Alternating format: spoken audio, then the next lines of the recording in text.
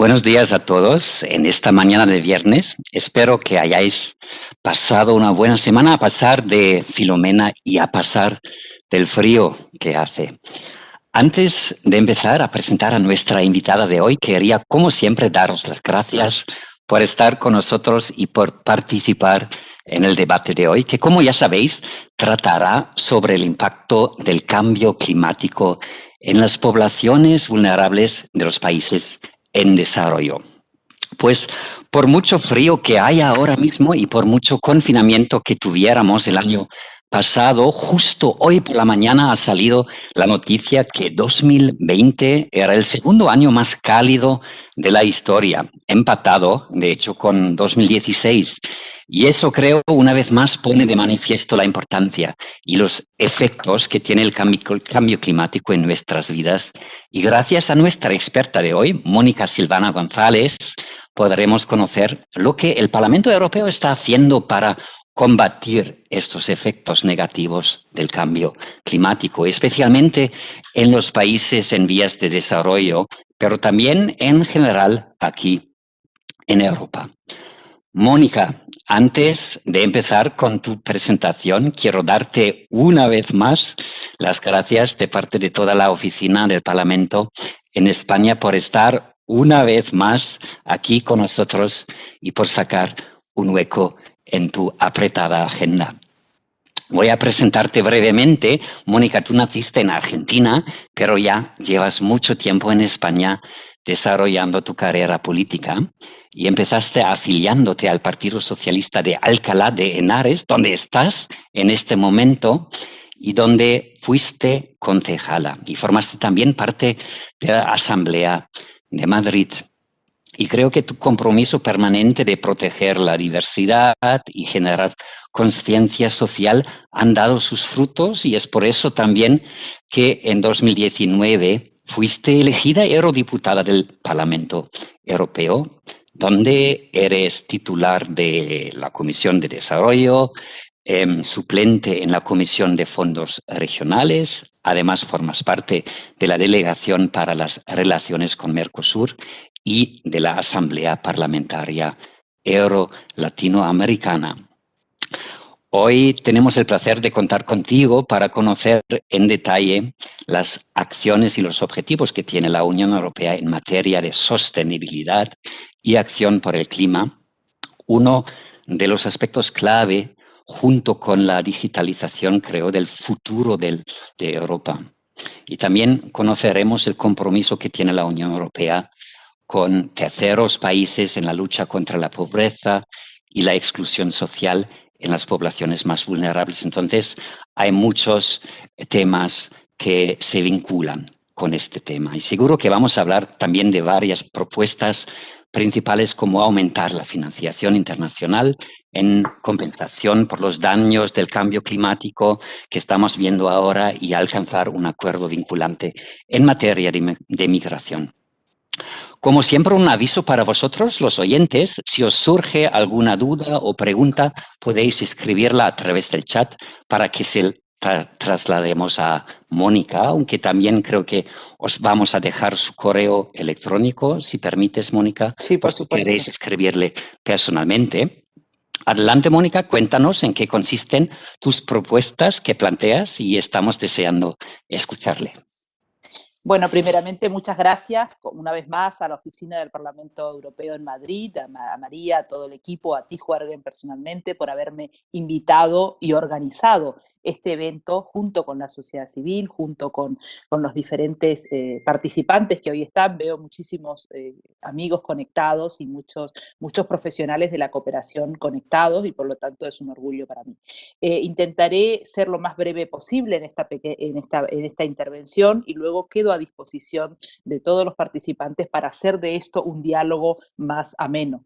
Como sabéis, mi compromiso viene de hace muchos años con incluir la diversidad en todas las acciones políticas, en todas las políticas públicas en las que he podido incidir, tanto a nivel local, regional, como ahora desde las instituciones europeas, donde, por cierto, soy un aprendiz. Es mi primer legislatura y estoy intentando entender e influir en esta complicada estructura de instituciones europeas.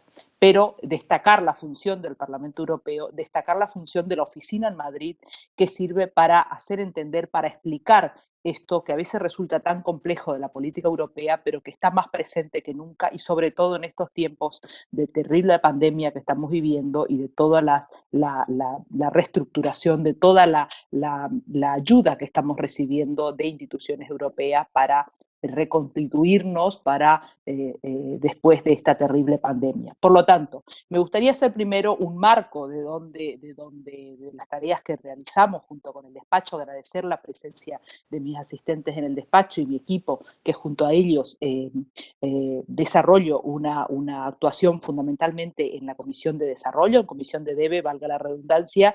Estamos en este momento focalizados en sacar adelante el nuevo instrumento de cooperación al desarrollo y vecindad, el llamado impronunciable INDICI, que todos nos quejamos porque es un nombre que nada tiene que ver con el concepto, con las nomenclatura típica de la cooperación.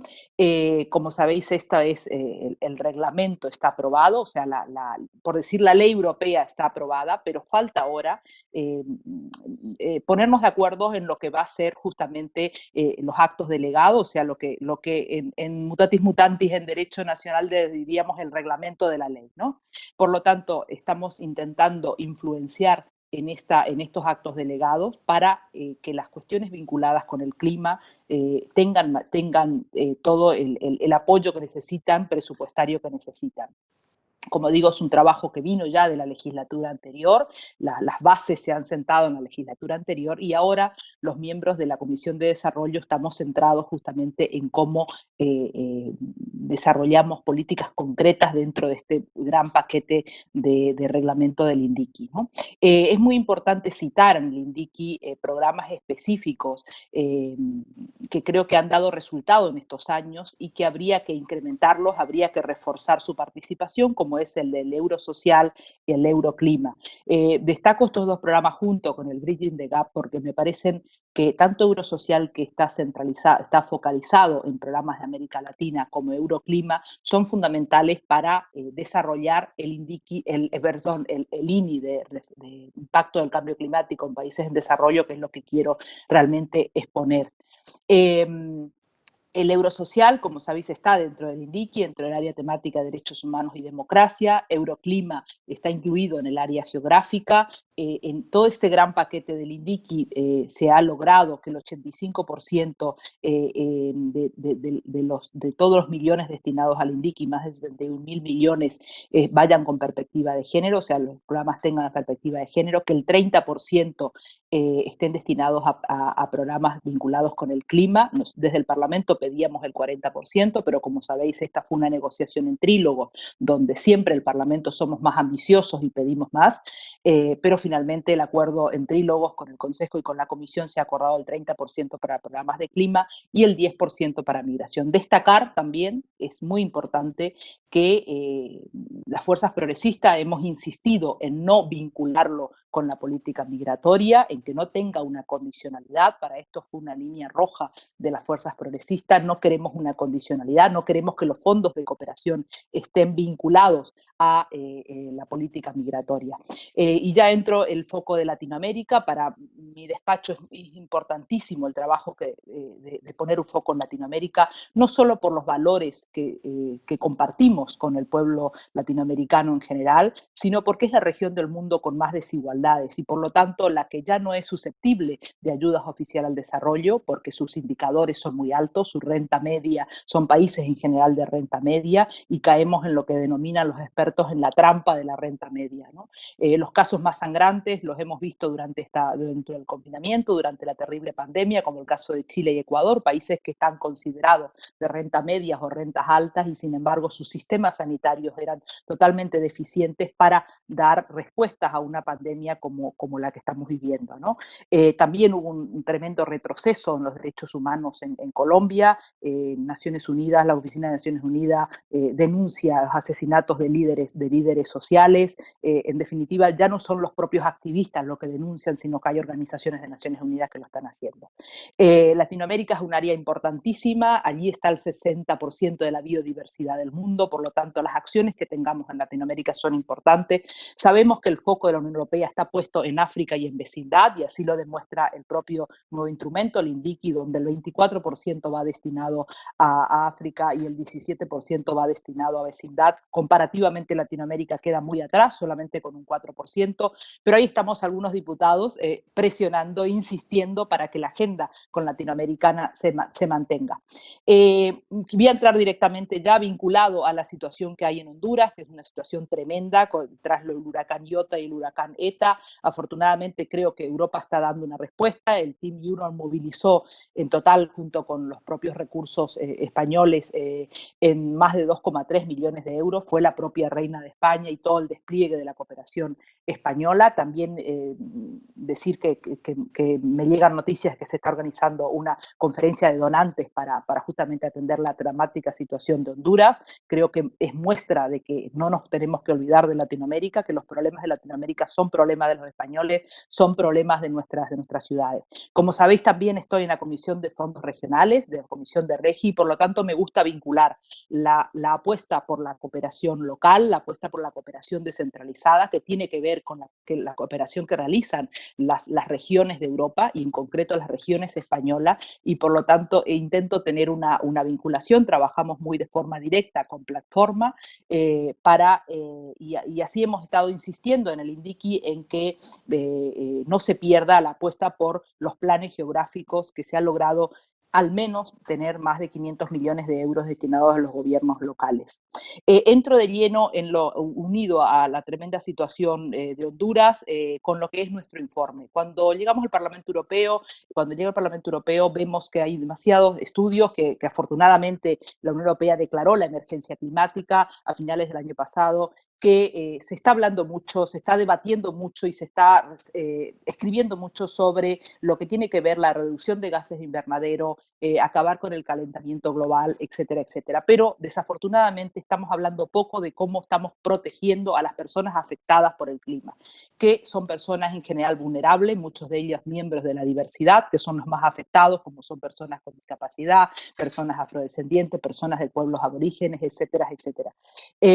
Lo que quiero decir es de que nos motiva en hacer este informe el impacto del cambio climático en los países en desarrollo, en ver cómo avanzamos en un sistema de protección y cómo reforzamos las políticas de cooperación al desarrollo y ayuda humanitaria justamente en los países más vulnerables, que son los que menos han tenido que ver con el calentamiento global.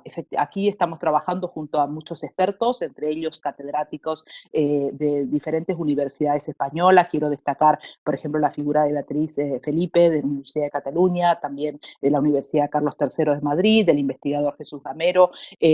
Con ellos estamos haciendo un trabajo de unir lo que los investigadores llevan mucho tiempo desde el mundo académico trabajando para darle un impulso político desde instituciones europeas.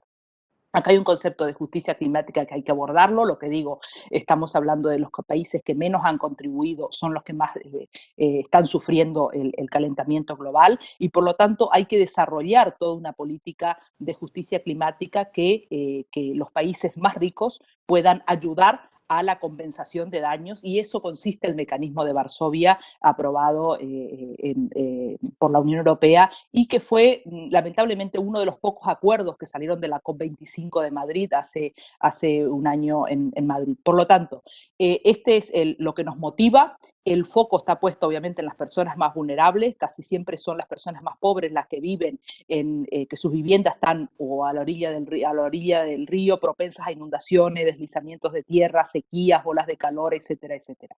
Los datos disponibles son todavía datos que tienen otras organizaciones. La Unión Europea no está generando datos propios. Una de las cosas que pedimos en el informe es eso, pero son dramáticos, ¿no? Según el Centro de Monitoreo de Desplazamiento Interno, más de los 33,4 millones de personas recientemente desplazadas en el 2019, casi 25 millones se debieron a desastres relacionados con el clima. Durante los últimos 10 años, entre el 2008 y el 2018, más de 23 millones de personas se han visto desplazadas por desastres relacionados con el clima.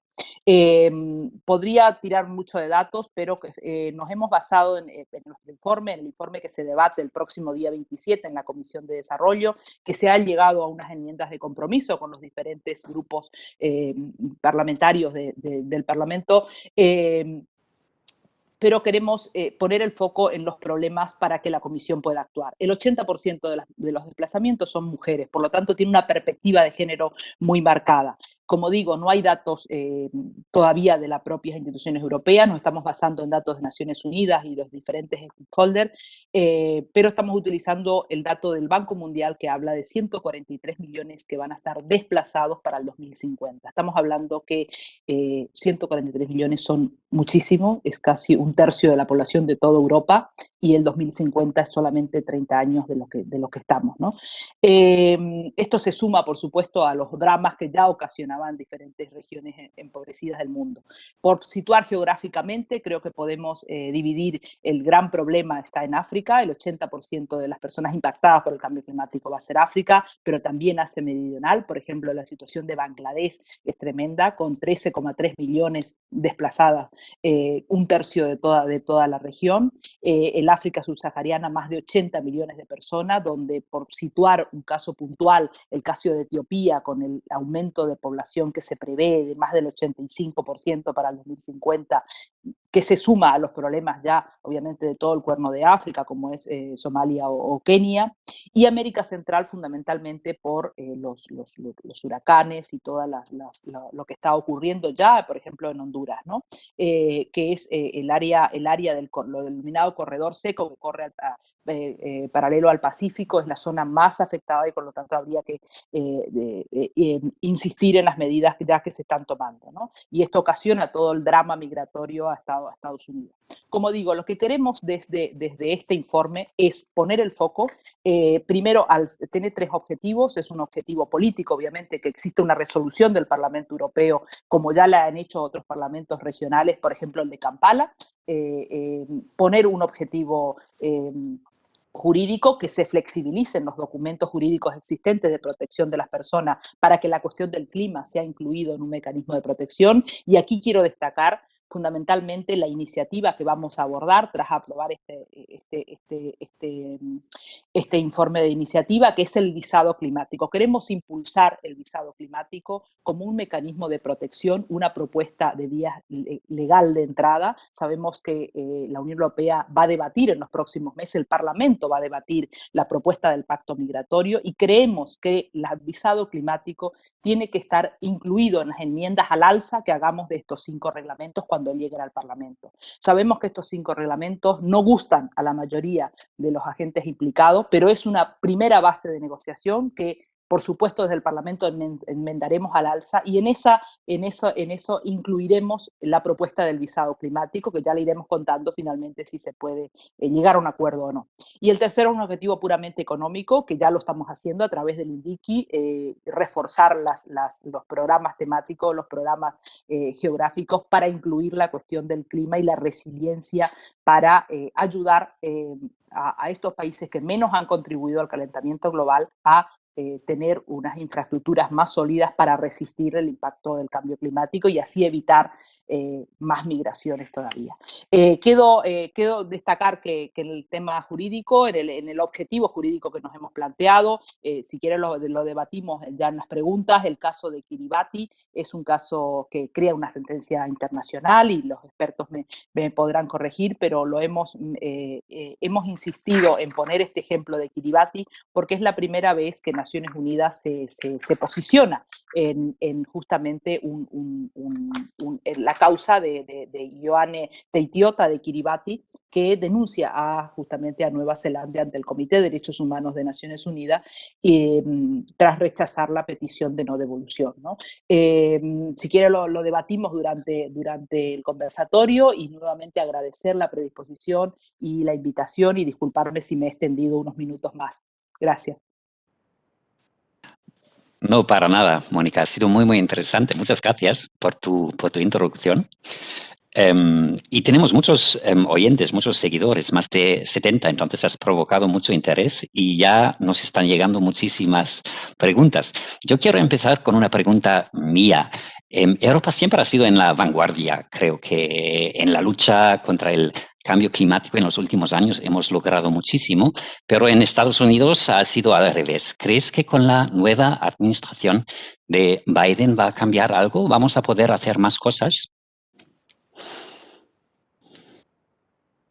Creo que hay muchas expectativas puestas en esta nueva era en Estados Unidos. Creo que abre un antes y un después y creo que hay que retomar la agenda medioambiental que ya la iniciaron otros gobiernos de Estados Unidos. Me acuerdo de Gore, me acuerdo de todo el impulso que se ha dado durante el gobierno de Obama y creo que es fundamental. O sea, si Estados Unidos no está somos los actores globales del mundo. La Unión Europea es uno, pero Estados Unidos es otro, con lo cual, si no está Estados Unidos, poco podemos avanzar en esta situación dramática que es combatir la pandemia, pero fundamentalmente lo a largo plazo, que es el cambio climático. Yo digo siempre que la pandemia se ha llevado por delante muchas cosas, pero el cambio climático no ha parado, o sea, ha seguido en todos estos meses y la población vulnerable se ha afectado mucho más, ha generado mucho más brecha esta pandemia. Por lo tanto, la implicación de Estados Unidos que vuelva al cumplimiento de la Agenda de París, que vuelva a desarrollar la Agenda 2030, que vuelva a implicarse es fundamental. Y en uno de tus discursos hablas de un nuevo pasaporte climático, un nuevo instrumento. ¿Qué exactamente es esto? ¿Para qué serviría un pasaporte climático? Efectivamente, cuando comenzamos este informe, empezamos a explorar las diferentes vías de protección. Sí quiero decir que efectivamente era una de las posibilidades que los expertos nos planteaban, pero creemos, después de haber votado, de haber llegado a un compromiso en las enmiendas de compromiso junto con los diferentes grupos, algunas formaciones políticas entendían que no podía llamarse pasaporte si no estaba jurídicamente con una base de protección, por lo tanto fue imposible sacar este acuerdo en la reunión de Shadow Meeting y sí queremos avanzar en una cuestión creo que tiene más cabida jurídica como es el visado climático, ¿no? Sabemos que se está haciendo un gran esfuerzo de los compañeros del IBE, el diputado Juan Fernando López Aguilar ha hecho durante la anterior legislatura un esfuerzo tremendo en sacar lo que llamamos visados humanitarios. Creemos que hay una vía que se puede explorar en el Parlamento a través de los visados climáticos. Lamentablemente la figura del pasaporte climático sí que queríamos impulsarla, pero no ha sido posible en la negociación con las otras formaciones políticas y que por lo tanto no pretendemos que salga un acuerdo a no trabarlo por no haber sacado el pasaporte. Bueno, tengo aquí una pregunta de Laia de implantados cocleares y a Laia le gustaría saber exactamente cuáles son las acciones o directrices específicas para que se vea la perspectiva de personas con discapacidad, algo que has mencionado también en tu discurso de introducción. Efectivamente saben todos los diferentes asociaciones mi compromiso personal y compromiso político con las personas con discapacidad. En el Parlamento Europeo hemos aprobado recientemente, a propuesta de la Comisión, la estrategia de personas con discapacidad. Formo parte del intergrupo de Disability Intergroup, donde intentamos llegar a un acuerdo para que la cuestión de la agenda de la discapacidad siempre sea de consenso, que las iniciativas que salgan sean aprobadas por la mayoría de los grupos y efectivamente creo que queda muchísimo por hacer. Yo intento vincular, y al menos mi área de trabajo en este momento está focalizada a lo que es la cooperación al desarrollo vinculada a la discapacidad. Por eso insisto tanto en el programa Bridging the Gap, que es un programa experimental que solamente está en 4 países y que estamos impulsando para que se siga desarrollando en el resto de países, ¿no? Ha dado muy buen resultado en Paraguay, ha dado muy buen resultado en Senegal y queremos impulsarlo al resto de países. Queda muchísimo por hacer en la agenda de la discapacidad, por ejemplo, impulsar la tarjeta europea de la discapacidad para que las personas con discapacidad española tengan sus mismos derechos derecho cuando cuando se van a otro de los Estados miembros, la tarjeta de aparcamiento europeo. O sea, queda muchísimo todavía que hacer y fundamentalmente queda mucho que hacer y lo estamos viendo en esta terrible pandemia en las situaciones de las personas que están viviendo en residencias, que están viviendo en centros que nuestra perspectiva es que las personas con discapacidad en la mayoría puedan vivir en su entorno y no estén institucionalizadas, ¿no? Esa es una gran lucha que estamos llevando para que no estén confinadas en centros que en muchos casos de ellos no cumplen con los derechos básicos. Y en este contexto, creo también Concha Favero, de la CAE, quiere saber qué contactos locales se están haciendo, además de con los gobiernos, con las comunidades rurales, con el sector privado, ONGs u otros interlocutores en los países afectados. Sí, efectivamente, estamos muy interesados en influir porque, como está diseñado actualmente, se maneja a través de acuerdo país. Son los países los que fijan sus prioridades. Creo destacar que ha cambiado el concepto, ha cambiado la forma de entender la cooperación. Ya no somos donante-receptor, o al menos no queremos seguir en la línea. Creo que la cooperación ha cambiado en estos años y ha cambiado también la forma de entender. Por eso hay todo un cambio de enfoque impulsado por la nueva comisaria, por Jutta Urpilainen, donde hablamos de países socios, donde hablamos de partnership para cambiar este concepto de que como yo dono, impongo las condiciones o se hace lo que yo dono, en concepto de Europa con el resto de países. El concepto que se trabaja es de socios y que son los propios países los que imponen no imponen, se negocia, pero los que fijan las prioridades son los propios países. Como digo, he citado algunas áreas geográficas que son las más tremendas a abordar. En alguna de ellas, como por ejemplo el Sahel, es muy complicado actuar por la situación de violencia y de inseguridad que vive esa región del mundo, pero en otras sí, a través, por ejemplo, de Euroclima ya se está influenciando. Cabe destacar también que España tiene un compromiso muy firme con esto a través de la IDDC, de la red, de la RIOC, de la red de ministros implicados en el medio ambiente, que está funcionando hace muchos años y que está funcionando bien. También hay una red de gobiernos locales implicados en la resiliencia del cambio climático y justamente avanzar en esto que es el mecanismo de Varsovia, ¿no? Avanzar donde cómo se focalizan los fondos destinados a la resiliencia por el cambio climático.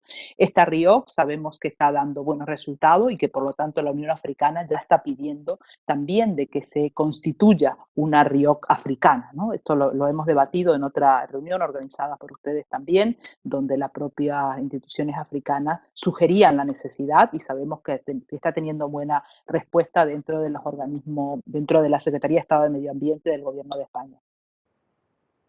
Y supongo que tú personalmente también estás viajando mucho normalmente y hablando con muchas ONGs en estos países.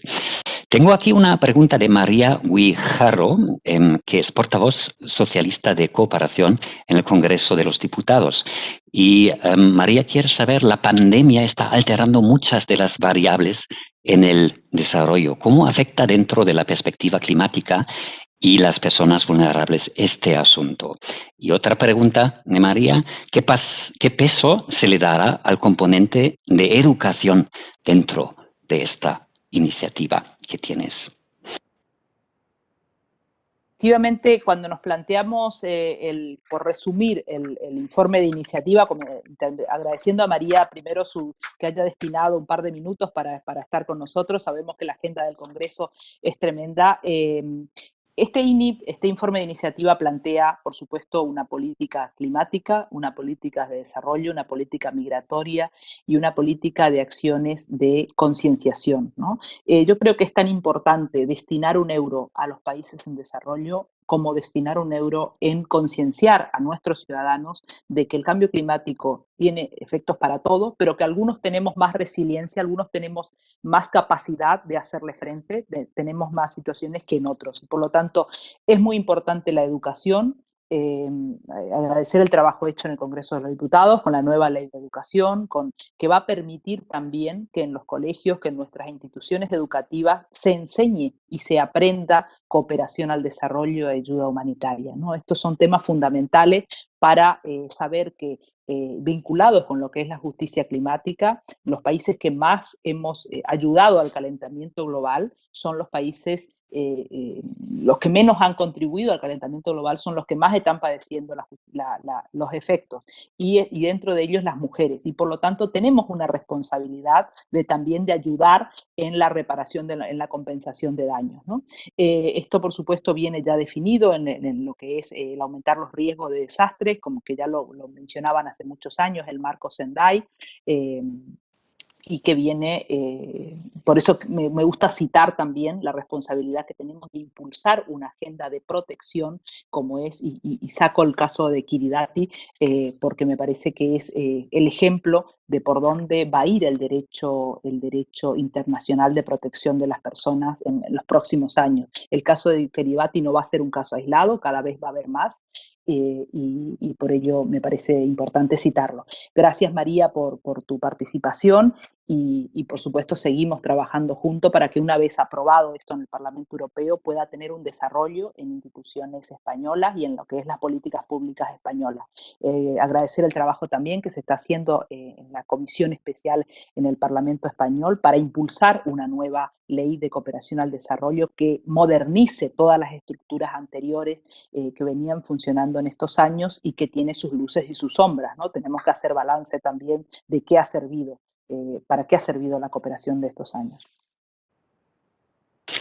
Muchas gracias, Mónica. Me están entrando muchísimas preguntas. Voy a hacer una pregunta de Manuel Iglesias del Gabinete SECI.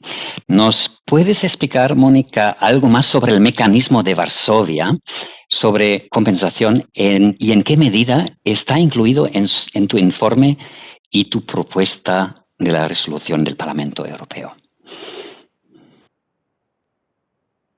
No sé si voy a ser lo suficientemente explicativa.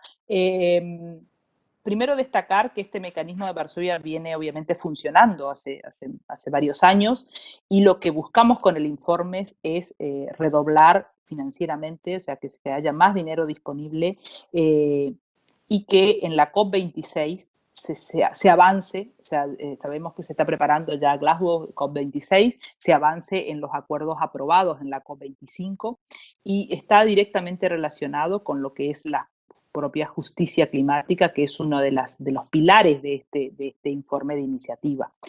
Por supuesto, los parlamentarios llegamos hasta donde llegamos. Luego del informe aprobado, es la Comisión Europea la que tiene que desarrollar los programas junto con los responsables del mecanismo de Varsovia implantado.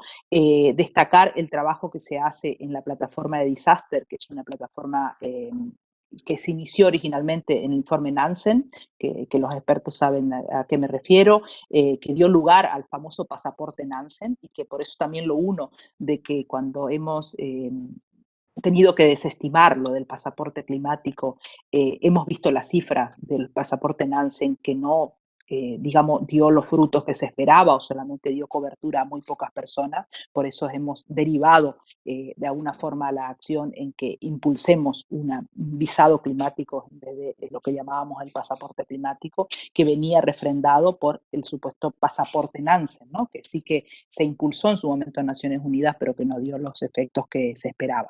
Si estás interesado concretamente cómo se ejecuta el mecanismo de Varsovia a través de los estados más afectados, los estados siempre que los pidan, ¿no? Estamos hablando del concepto de partnership. Te pasamos los datos por email o mantenemos una reunión bilateral contigo y con mi equipo. Sí, creo que esto demuestra muy bien la cantidad de temas vinculados con este tema cambio climático, ¿no? La alta gama de temas, la amplia gama de temas. Tengo aquí una pregunta, bueno, que se refiere al comercio, otro tema, de Concha Faveiro, de la SAE. Y Concha pregunta, ¿qué medidas legislativas se pueden incluir para reducir la importación en la Unión Europea de productos asociados con la deforestación o la degradación forestal? Una pregunta oportunísima en este momento donde la Unión Europea está abordando acuerdos comerciales, acuerdos algunos de asociación, como es el del Mercosur o el de China, que se viene ahora mismo. Por lo tanto, es una pregunta muy oportuna. Creo destacar que el Parlamento Europeo ya avanzó con un informe de deforestación, donde nuestra formación, nuestro grupo político fue muy activo y establecía de alguna forma los límites en la importación también, por ejemplo, de maderas, pero también hay otro informe importante que se está debatiendo en el Parlamento Europeo y que creo que se va a votar en los próximos meses, que es el de diligencia de vida, o sea, qué mecanismos también tenemos internamente. Sabemos que en muchos de los acuerdos comerciales, por ejemplo, el famoso incumplimiento de China ya se está debatiendo en la comisión de INTA sobre cómo nos armamos nosotros, porque lo que valía para otras regiones del mundo quizás en China no lo cumplan. Entonces, me gustaría destacar que se está avanzando en el informe de diligencia de vida. Creo que por ahí debe venir nuestra responsabilidad. Creo que mi opinión personal es que es mejor un comercio con normas que no lo haya. Por lo tanto, yo defiendo que se apruebe el acuerdo de asociación del Mercosur, que se apruebe con medidas muy estrictas de importación de maderas, que se pueda hacer cada vez más la letra chica de los contratos, pero no frenar un acuerdo que entiendo de que en el mundo multilateral que queremos trabajar, que queremos desarrollarnos, es mucho mejor un comercio con normas establecidas y así quizás presionar a países como por ejemplo Brasil ahora mismo, pero destacar que Brasil no es Bolsonaro y por lo tanto hay elecciones de Brasil en el 2022 y la política puede cambiar, pero las regiones del mundo tienen que comercializar con normas claras, ¿no?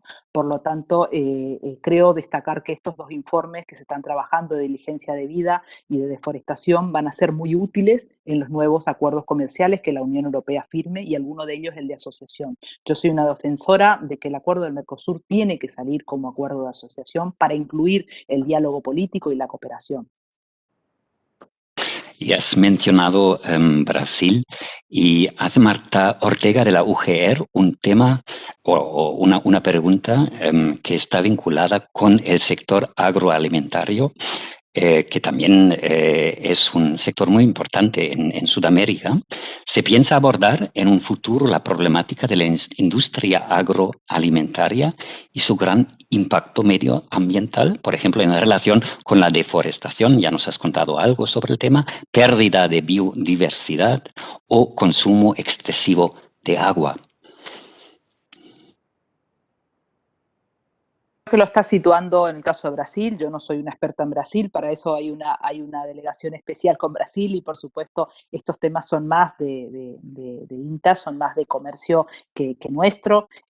Nosotros desde DEVE tenemos un enfoque y así lo estamos haciendo en los informes de opinión que nos piden, de que efectivamente hay que incluir la cuestión de la protección y la protección no puede quedar al libre albedrío de que la otra parte del acuerdo cumpla, sino que tenemos que reforzar nuestras normas internas y nuestras normas internas yo creo que tienen que estar incluidas en esto de lo que se llama diligencia de vida, ¿no?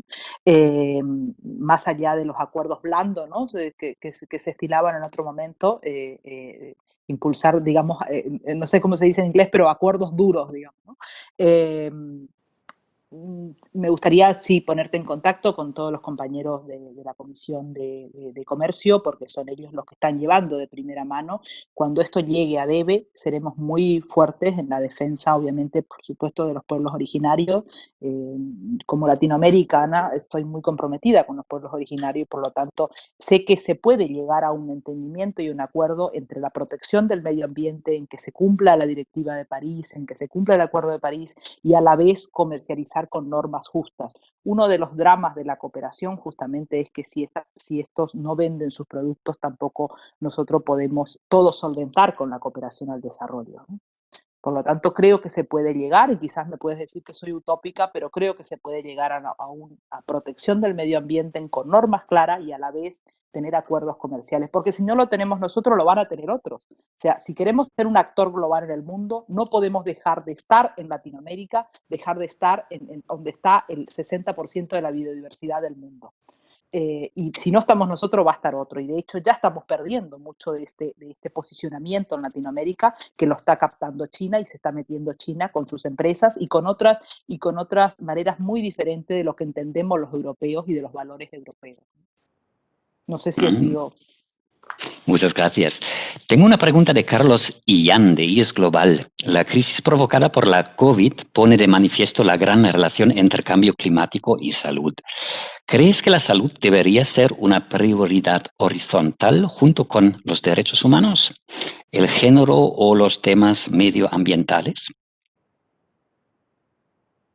Por supuesto, creo que lo que vino a demostrar esta pandemia es que no todos estamos preparados de la igual forma para afrontarla, ¿no?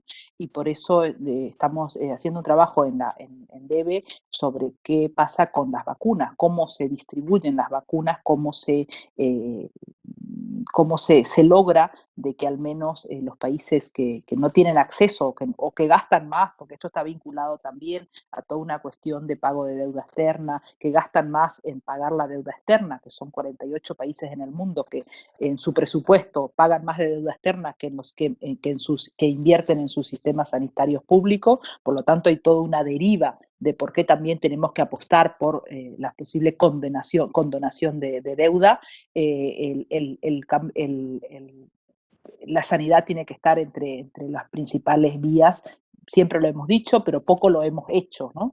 Entonces, creo que hay una responsabilidad también de los países, por así decir, ricos o de actores globales como queremos ser en la Unión Europea, en hacer posible que las vacunas lleguen a los países que no pueden acceder a ella. España ya lo está haciendo, hay un compromiso del gobierno de España en destinar un número importante de vacunas, en concreto a los países del Mediterráneo, porque son los más cerca, pero yo creo entender que la Secretaría de Estado está muy involucrada con esto y lo va a hacer extensible a otras regiones del mundo, priorizando obviamente la necesidad que tengan, ¿no? Los datos de la Organización Mundial de la Salud son tremendos, y también están muy vinculados obviamente al cambio climático, ¿no? No solamente la pandemia, que yo estoy segura que la venceremos y la combatiremos y estaremos protegidos cuando una gran mayoría de la población esté vacunada, pero que los efectos del cambio climático en la salud son tremendos, ¿no? Para el 2030 se espera que el cambio climático contribuya a aproximadamente 250.000 muertes vinculadas al cambio climático, sacando la pandemia de lado, adicionales al año, por malnutrición, por malaria, por diarrea, por estrés del calor, etcétera, etcétera. En eso tenemos que estar trabajando, ¿no? Está muy bien y por eso a mí me gusta vincular mucho con la política regional, cómo nos protegemos hacia adentro, pero si no estamos seguros fuera, no vamos a estar seguros dentro.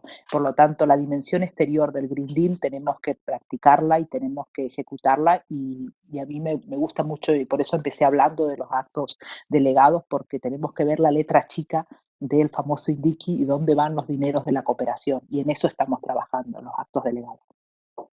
No, y tienes razón, tenemos que seguir hablando del tema porque se ha olvidado un poco durante todos estos meses de la pandemia y claro que están vinculados los temas. Tengo aquí una pregunta de Ambros Arias de la UGT. ¿En qué medida debería la Unión Europea desarrollar el concepto de la responsabilidad social empresarial para obligar a los estados a cumplir una serie de normas mínimas al comercio internacional? Gracias a los compañeros de UGT, sabemos que desde el Comité Económico y Social se hizo una labor tremenda, unos informes que son muy exhaustivos y muy duros y justamente van en línea de que los criterios de la condicionalidad social no sean, por así decirlo, voluntarios, sino que exista un imperativo de hacerlo, y en esto está muy vinculado también a la política de cooperación. Sabemos que la cooperación europea no se basa solamente en lo que es la ayuda oficial al desarrollo, lo que viene regulado en los presupuestos europeos, sino también existen otros instrumentos, como es el Fondo de Desarrollo Sostenible, que se basa en las garantías, se basa en lo que llaman el apalancamiento, ¿no? Que son los dineros que las empresas destinan a ciertas regiones del mundo para ayudar al desarrollo. estos dos pilares es donde están la cooperación. Uno de ellos, o sea, el Estado solo no puede hacer y los que defendemos obviamente posturas progresistas, pero que con estricto cumplimiento de las normativas y de todo el entramado jurídico en que nos basamos, defendemos también que puedan las empresas privadas ayudar y tienen un deber de ayudar. Creo que se debe avanzar mucho más en cómo esto no queda voluntario, sino que se puede, igual que tenemos reglamentaciones, la Unión Europea somos un monstruo, o somos, no diría un monstruo, pero diría una gran fuerza normativa, poder avanzar también en cómo esta fuerza normativa también la hacemos en las empresas para que los criterios de condicionalidad social vayan destinados a la cooperación a través de la política de garantías o apalancamiento. Juan José Sera, de LIDA Plant Research, te hace una pregunta difícil, creo. La implantación de medidas para potenciar la agricultura ecológica es más difícil en países menos desarrollados, países en vías de desarrollo, por ejemplo, en África. ¿Esto perjudica a los agricultores europeos que sí están invirtiendo en este tema? ¿Cómo se podría compensar a los agricultores europeos? Esta pregunta es más destinada a la gente de comercio o de agricultura, ¿no? Seguramente mi compañera Clara Aguilera estaría encantada de responder. Sí, acá siempre está de alguna forma los intereses contrapuestos, ¿no? Entre proteger el comercio interior y tener unas reglas de comercio claro que nos permitan importar productos con garantías.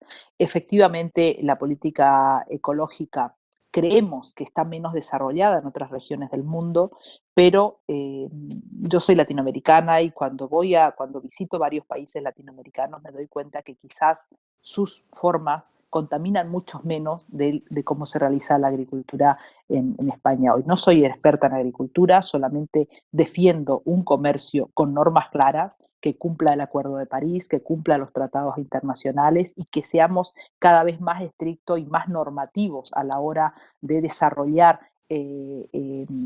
normas claras de importación de productos, pero no, si no lo hacemos nosotros, lo van a hacer otros. Por lo tanto, si dejamos de hacer acuerdos comerciales, seguramente esas regiones del mundo ya no existiremos o ya tendremos mucho menos influencia, y no estamos hablando de influencia de nuestras empresas, de nuestros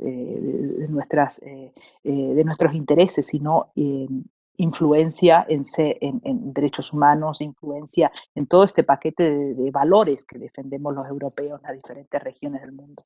Pero sí, por supuesto, la agricultura ecológica, habría que leer la letra pequeña de todo, pero tiene también un consumo de agua más excesivo, tiene diferentes otras cuestiones que evaluar y como digo, está muy bien consumirla en una ciudad europea y tranquilamente en nuestros hogares y que nos traigan la bandejita adecuada, pero tenemos que también tener una conciencia de cómo se producen esos alimentos. Y una pregunta que se hace muchas veces, y creo que tampoco es una pregunta especialmente para ti, pero como estás con nosotros, te la voy a hacer igual. ¿Cómo se puede acceder a la financiación, ¿no? Siempre estamos hablando de fondos para luchar contra el cambio climático, de fondos para pequeñas empresas, para grandes empresas. ¿Cómo las empresas pueden acceder a estos fondos? Difícil, las preguntas. A ver, la cooperación, como digo, el entramado de instituciones europeas muy complejos. Yo lo que pude avanzar en este tiempo es, obviamente, los fondos de cooperación. Los fondos de cooperación van dirigidos a los países socios, o sea, no van dirigidos a organizaciones. Hay una muy pequeña parte que se destina directamente a la sociedad civil. Y que muchos de ellos son programas pilotos que se han empezado a hacer a propuesta del Parlamento Europeo. Nosotros desde mi despacho estamos trabajando en un proyecto piloto que queremos presentar, a ver si logramos que la Comisión Europea lo apruebe, que es en Dominicana y en Haití, con un tema de cómo acceden a la tierra las personas o al no haber registros de tierra, al no haber una normativa clara de catastro, las tierras son fiscales y por lo tanto no hay un compromiso claro con esa tierra. Es un programa piloto y que creemos que puede ayudar justamente a defender los humedales, a defender las cuestiones y queremos hacer un proyecto piloto a ver si funciona o no, ¿no? Por supuesto es una estructura muy complicada, pero sí deciros que todo el gran paquete de la ayuda europea va a través de los países y son los propios países los que deciden en sus acuerdos país con qué organizaciones trabajan. Yo era muy crítica cuando estaba en ayuntamiento, cuando estaba a nivel regional, porque vengo de lo local y en lo local es totalmente al revés. O sea, quizás el 60 o el 70% va a través de ONGs, a través de la sociedad civil y solamente un 20 o un 30% se destina a cooperación directa municipio-municipio. A nivel regional eso suele ser menos, suele ser en torno a un 60 o un 40, pero a nivel europeo es imposible hacer esa estructura. Por lo tanto, no hay una posibilidad técnica de poder cambiar mucho más, de que no sea a través de la estructura de los países. Lamentablemente tenemos que fiarnos y tenemos que tener confiar en que las estructuras de acuerdos país de esos países que son nuestros países socios destinen el dinero a través de esas organizaciones que dicen. No obstante, en el instrumento de cooperación al INDICI sí que hay reservado una pequeña parte para trabajo con la sociedad civil, que por ejemplo en Latinoamérica está dando frutos con el apoyo a la sociedad civil destinado a programas de paz, en todos los dramas que está habiendo en el cumplimiento del acuerdo de paz. Muchas gracias, Mónica. Tengo otro sector para ti aquí, el sector de la energía. Ya eres experta en todos los sectores. El cambio climático está estrechamente vinculado a la política energética, claro. Si hablamos del aumento del precio de la energía, como ha sucedido esta semana en España debido a las condiciones climáticas extremas, ¿se prevé la aplicación de políticas de control y de regulación en el precio por parte de las empresas energéticas? Es una pregunta muy difícil también. No te voy a mentir, no lo sé. No voy a intentar salir porque no lo sé. Si os parece, sería bueno que con los compañeros que trabajan en estos temas se pueda hacer un monográfico de esto. Por supuesto, yo creo que hay una responsabilidad social en las empresas y que soy una defensora de que en temas que tienen que tener un acceso público como es el agua, como es la energía, como tienen que el Estado tenga que regular. Y por supuesto así se está haciendo en España y creo que está avanzando en, por ejemplo, quitar el impuesto al sol, quitar y poder avanzar en energías renovables y que podamos quitarle el monopolio a las grandes empresas que no nos permiten que produzcamos y consumamos nuestra propia energía, ¿no? Pero sinceramente no te puedo responder porque no lo sé. Bueno, vemos que los políticos están discutiendo sobre este tema y nadie lo sabe exactamente. El Parlamento acaba de aprobar el Next Generation EU finales del año pasado y un 30% del presupuesto irá dirigido al Green Deal. ¿Se incluye en este porcentaje el aumento de la financiación internacional de compensación por daños producidos por el cambio climático o es otro instrumento?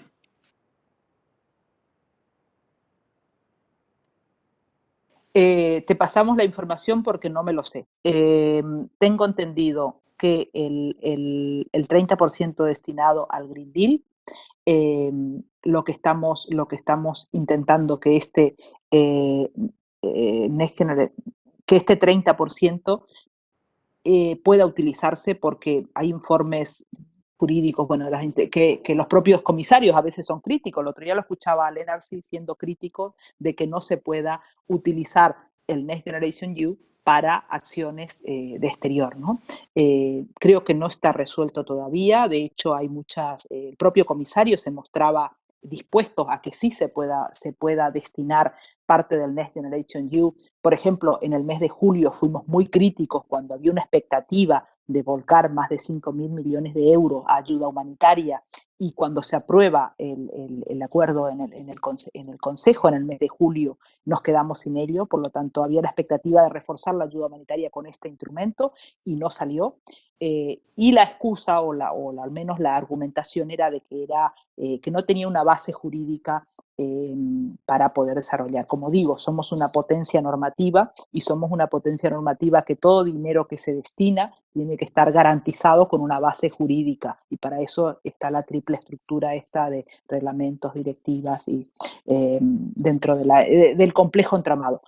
Tengo entendido que no está porque no se puede. No obstante, sé que está en debate y que de hecho muchos comisarios que tienen la máxima responsabilidad están intentando que se pueda, y de tener informes positivos. Pero si quieres nos emplazamos a otra reunión y te contamos cómo evoluciona. Sí. Y como dice Mónica, podéis mandarle un email con preguntas, porque no puedo hacer todas las preguntas, ya casi estamos. Una última pregunta para ti, Mónica, para acabar. El tema migración es un tema muy difícil también para vender aquí en Europa. ¿Hay que hacer más esfuerzos de comunicación para que este tema también llegue a los ciudadanos y la financiación que tú mencionas? Efectivamente, llevábamos muchos años demandando una política migratoria común. Eh, yo recuerdo mis primeros años de concejala, 2007, 2008, donde ya pedíamos una política migratoria común, cuando todavía no existía Frontex y no existía ninguno de los instrumentos que hoy disponemos. Dado que los países frontera, los países límites, como somos España, como somos Grecia, como es Malta, como son los países, Grecia por supuesto, que más presión migratoria estamos recibiendo. Y a mí me gusta, aunque no sea una experta en migraciones, decir que esto no es un problema de las cantidades de personas que logran llegar a Europa, sino es un problema de distribución. Repitiendo a mi compañero Juan Fernando, habla así, si estamos gestionando aproximadamente 50.000 llegadas al año, distribuidos en casi 500 millones de habitantes que somos en Europa, no llega casi ni a una persona por municipio, distribuido geográficamente. El problema es que algunos Estados miembros son demasiado insolidarios o no lo tienen al problema en el patio de su casa. Y digo problema de gestión, no problema de inmigración, ¿no? Por supuesto, creo que por eso estamos defendiendo de que por fin va a haber una política europea. Lo que no nos gusta, o al menos a algunos no nos gusta, es la propuesta entera de la Comisión. Creemos que es un primer marco de negociación que por lo menos podemos debatir sobre un instrumento nuevo, sobre estos 5 reglamentos que van a llegar al Parlamento, pero creemos que así no puede ser, porque no se puede basar la política migratoria solamente en la devolución, solamente en la devolución, y a la vez intentar condicionarlas con los fondos de cooperación, como se intentó hacer por parte de alguna formación política del PP en el último pleno del mes de diciembre, que lo hemos intentado, de noviembre, perdón, que lo hemos intentado parar. Lo que digo es que tenemos que, cuando lleguen estos 5 reglamentos, intentar enmendar al alza para lograr vías seguras de entrada. O sea, si no tenemos vías seguras de entrada y no tenemos vías legales, obviamente seguirán las mafias intentando meter personas, y muchas de ellas sufriendo obviamente las muertes en el Mediterráneo. Creo que el objetivo es lograr tener instrumentos que nos permitan vías legales de entrada. Una de ellas está muy avanzada, pero atendería a muy pocas personas, como es la tarjeta azul, como es la tarjeta para trabajadores cualificados. Es un modelo que a mí no me gusta mucho, es el modelo canadiense, ¿no? Pero bueno, al menos nos felicitamos porque sea una vía legal de entrada. Creemos que la propuesta que va a salir de este informe de iniciativa al que estamos trabajando en el despacho es el del visado climático, que queremos abordarla. Puede ser otra vía legal de entrada. Y por supuesto la ya muy trabajada, y que lamentablemente se perdió por 5 votos en el pleno de diciembre del año 2019, que era el visado humanitario, que estaba trabajando mi compañero López Aguilar, donde permitía que los solicitantes de visado humanitario puedan hacerlo en sus países de origen. Bueno, seguro que tenemos que volver a discutir del tema y seguro que vamos a tener que invitarte muchas veces más, Mónica, para hablar sobre el tema. Has provocado mucho interés. Y otra vez, si os queda una duda, podéis mandar un email directamente a Mónica. Mónica, a ti te agradezco mucho tu participación hoy. Os agradezco mucho la participación a los oyentes también. Ha sido muy, muy interesante entrar en esta conversación con Europa, con Mónica González. Y Mónica, espero que vas a poder salir de Alcalá de Henares este fin de semana. Buen fin de semana a todos y nos vemos en el próximo Conversando con Europa. Chao.